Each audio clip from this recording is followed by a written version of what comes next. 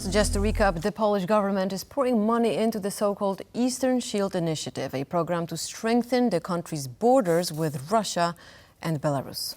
That's right. Now, Polish Prime Minister Donald Tusk announced a significant investment of 2.3 billion euros aimed at bolstering defenses on the borders and enhancing Polish and NATO deterrence.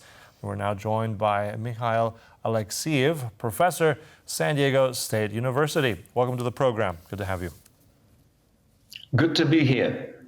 Now, we were just listening to this really interesting breakdown, very comprehensive by our very own Benjamin Lee. Now, one thing that struck me is there's so many plans, and we already know, or those at least watching this region, that Poland has already built up a significant border fence that took some doing as well. And there's still much more to be done. So I'm just wondering about the timing here. How do you see this? Why this now? Is there a new threat? Are we closer to another threat? Was this always planned? Why is this happening right now? Well, the timing is important, and the timing, I think, is something that reflects the developments on the ground in Ukraine. We have seen Russia developing a new capability to destroy Ukrainian systems, defense positions, and cities on the cheap using modified guide bombs. These are Soviet-era munitions. They're very powerful. They're up to 1.5 tons. They can be manufactured very inexpensively, and also Russia has a huge stockpile of them from the Soviet days. They are fitted with wings guided system and chips for navigation, and they have caused massive destruction. They made possible the capture of Avdiivka. They made possible those swift gains in Kharkiv. And that is the key thing here. With Russia showing this capability to very rapidly cross borders and destroy these areas. We're now talking about potentially Russia aiming also at a strike at the Sumy area, which moves closer to the west. So these are the kinds of capabilities that have to be kept in mind. And I think from that standpoint, the parts of the Eastern Shield that emphasize terrain modification are probably the most crucial.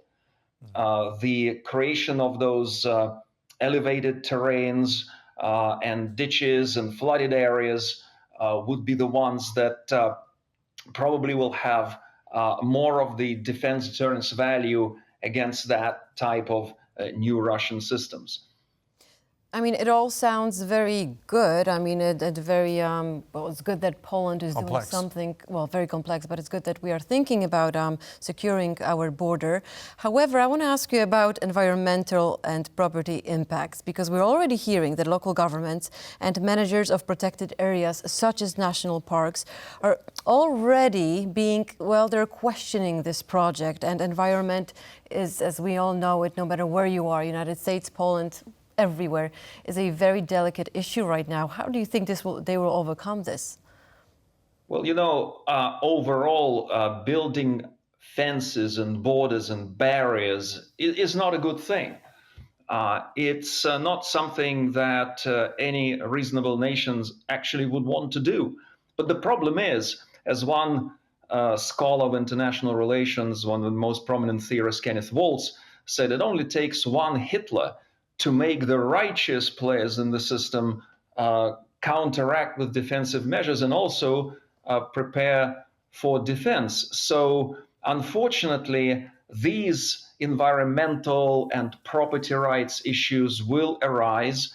I hope that there will be a way to resolve them in a kind of compromise fashion, with participation of local communities, creating some kind of partnerships between national defense institutions and local populations. It's not going to be easy, but there is definitely a defense value that is overarching, I believe, in this case, because if a nation cannot defend itself, if Poland becomes vulnerable to Russian incursions, then the environmental damage and property damage will be immeasurably high. I mean, see what Russia is doing in Ukraine.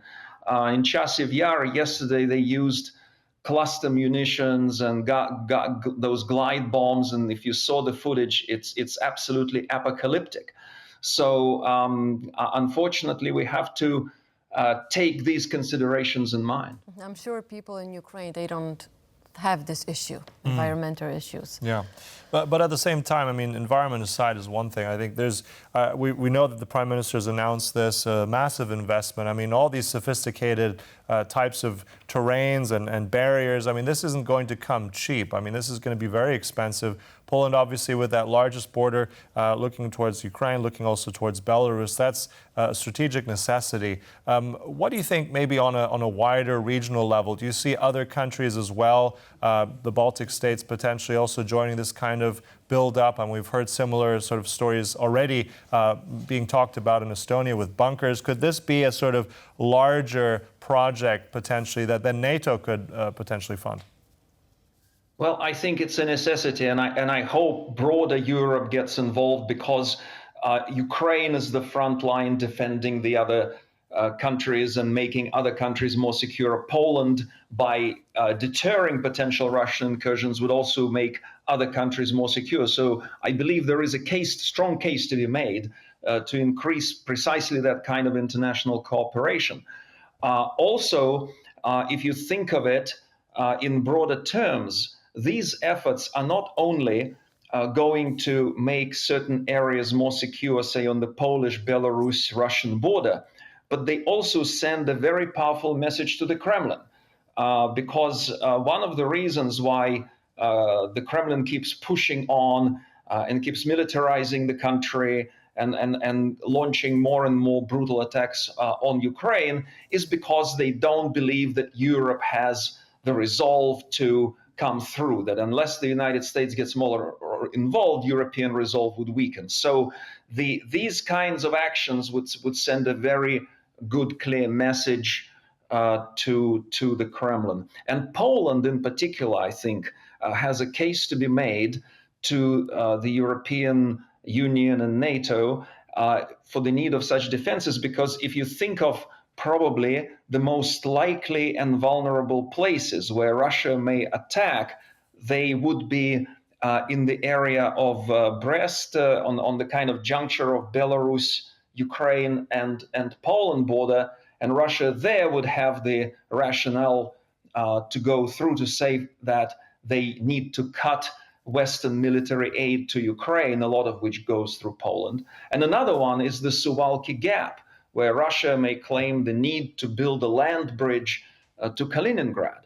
And so those would be very difficult strategic decision points, because there will be this kind of temptation to say, well, Russia does have something legitimate. Maybe we don't need to mobilize more and wage an all-out war with Russia because of those kinds of two juncture points.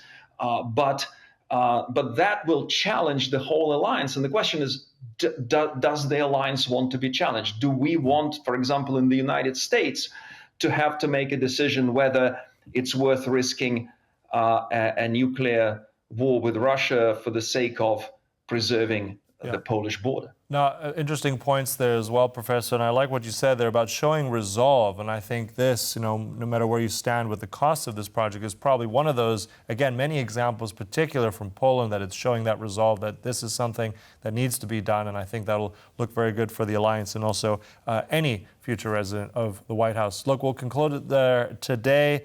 Mikhail Alexseev, Professor, San Diego State University, thank you so much for that. My pleasure. Thank you.